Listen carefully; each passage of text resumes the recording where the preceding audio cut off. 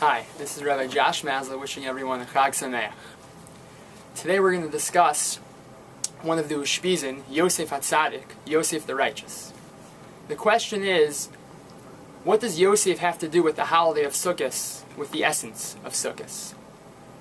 The Slonim Rebbe in the Sefer Nesiva Shalom explains that the reason why the holiday of Sukkah is a remembrance of the clouds of glory that the Jews had in the desert is because the holiday of Sukkot is one in which we're supposed to learn that God is our guardian, that God is watching over us in everything that we do. Just like the clouds of glory in the desert, where they smoothed out the path for the Jews as they were walking along the way, they killed snakes, they killed scorpions, they acted as a shield to block against enemy arrows. Just like they guarded the Jews throughout their walk in the Midbar, so too God is our guardian who is watching us through our walks in life. With this understanding of what Sukkah is all about, we can now turn to Yosef. When we invite Yosef into our Sukkah, and he recounts to us his life story, the story which begins with him as a young boy being sent by his father to go find his brothers.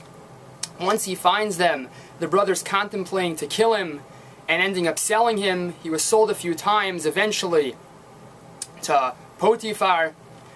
By Potiphar, he worked his way up, he did a good job, and there he eventually was accused when Ashes Potiphar seduced him, and or attempted to seduce him, and he was eventually sent back into jail. There, he again did a good job, he was controlling the jail, and he met the baker and the king's cupbearer.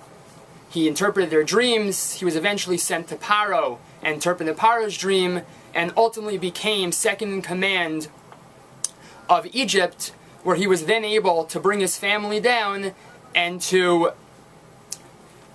support them throughout. On a macro level, it's clear that God's hand was there guiding and watching Yosef throughout the entire way. As Yosef himself says when speaking to his brothers, the pasuk says, "Va'ata lo atem shalachtem osi hena ki elokim." Yosef says to the brothers, it wasn't you who sent me here, but rather it was God. He recognized that a chain of events such as these couldn't lead to him being the second in command over Mitzrayim, over Egypt, unless God was there watching along the way. But I think if you look at some of the segments unto themselves, you could also realize God's watching over Yosef on a smaller level.